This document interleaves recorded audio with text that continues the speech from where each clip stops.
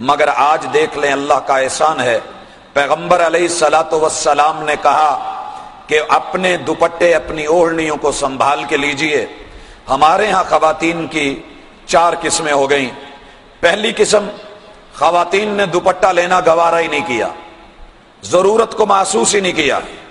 سفر ہو یا حضر ہو، گھر ہو یا باہر ہو، خوشی ہو یا غمی ہو، شادی ہو یا کوئی پارٹی ہو، ان کے ہاں دوپٹہ نظر نہیں آتا، اور اگر کبھی حسن اتفاق ہو بھی تو وہ لپیٹا ہوا، سمیٹا ہوا، تہ لگایا ہوا وہ پرس کی نظر یا ایک ہاتھ کی زینت ہوتا ہے۔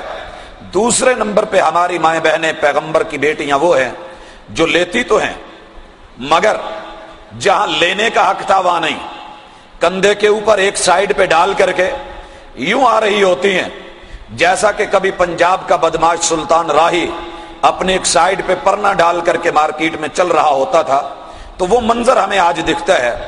تیسرے نمبر پہ جو سر پہ رکھتی ہیں، رکھنے والی وہ اتنا باریک ہوتا ہے کہ لیے ہوئے میں اور نہ لیے ہوئے میں کوئی فرق نظر نہیں آتا۔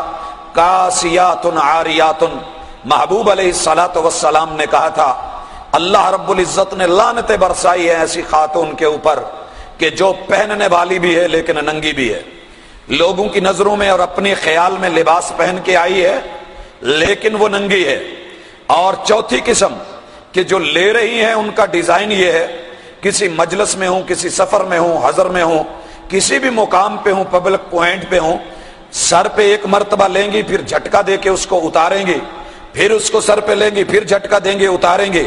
تو یہ کھیل، یہ سلسلہ، یہ لوگوں کی توجہ کو اپنی طرف مبذول کرانا، کہنے والے نے کیا خوبصورت کہا تھا، سنبھلتا نہیں جن سے سر کا دوپٹہ، سنبھلتا نہیں جن سے سر کا دوپٹہ، سنبھالیں گی کیا وہ کلیجہ کسی کا۔ آج ایک دوپٹہ نہیں سنبھل رہا، کل ایک فیملی سنبھالنی ہے، ایک خاندان سنبھالنا ہے، ایک قبیلہ اور ایک قوم کو سنبھالنا ہے، ایک نئی نسل اور ایک نئی جیل کو سنبھالنا ہے، تو یہ کیسے سنبھال پائے گی؟ ہمارا معاشرہ جو ہے کچھ ایسی عکاسی کر رہا ہے۔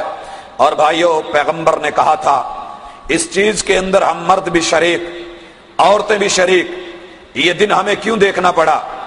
دنیا نے سب سے پہلے جس بند کو توڑا وہ بند حیا کا بند تھا، وہ رکاوٹ حیا کی رکاوٹ تھی۔ پیغمبر علیہ الصلوۃ والسلام نے کہا تھا لوگو اذا ذهب الحیا، حیا کو رخصت نہ ہونے دینا، حیا کو سنبھال کے رکھنا، حیا کو اپنے کنٹرول میں رکھنا۔ اذا ذهب الحیا فاصنع ما تشاء، جب حیا جاتا رہا تو پیچھے کوئی رکاوٹیں نہیں رہ جائیں گی، جو دل میں آئے انسان وہ کرے گا۔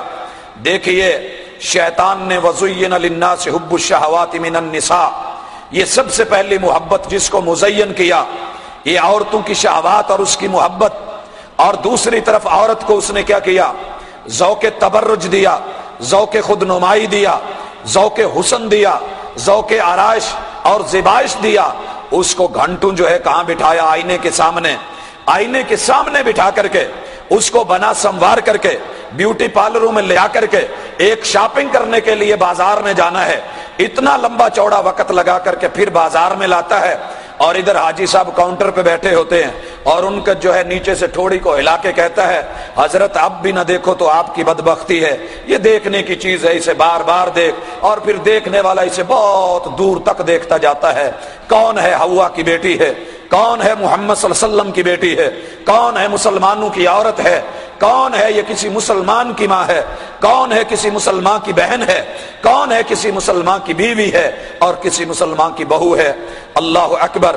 ذوق تبرج آیا، ذوق بے حجابی صرف چہرے کی حد پر اگر آتا میں مان لیتا، لیکن جب ذوق تبرج آئے، ذوق نمایاں پن آئے اور اس کا شوق بے حجابی آئے تو چہرے سے نہیں، سب سے پہلے آغاز ہوتا ہے نقاب اٹھتا ہے، اور پھر جھکی ہوئی نگاہیں آہستہ آہستہ بلند ہو جاتی ہیں، اور پھر لباس تنگ اور ٹائٹ ہونا شروع ہوتا ہے، پھر اسی طرح اس میں کانٹ اور قطر اور تخفیف شروع ہوتی ہے، گلے کھلنے لگتے ہیں، بازو اوپر کو چڑھنے لگتے ہیں، شلواریں اٹھنے لگتی ہیں، دھیرے دھیرے حیا اٹھتا ہے، پھر ذوق آرائش اور شوق نمائش زیب و زینت بننے سنورنے اور زیبائش پہ امادہ کرتی ہے، پھر حسن بے باک ہوتا ہے تاکہ لوگ شوق قدر دانی سے دیکھیں۔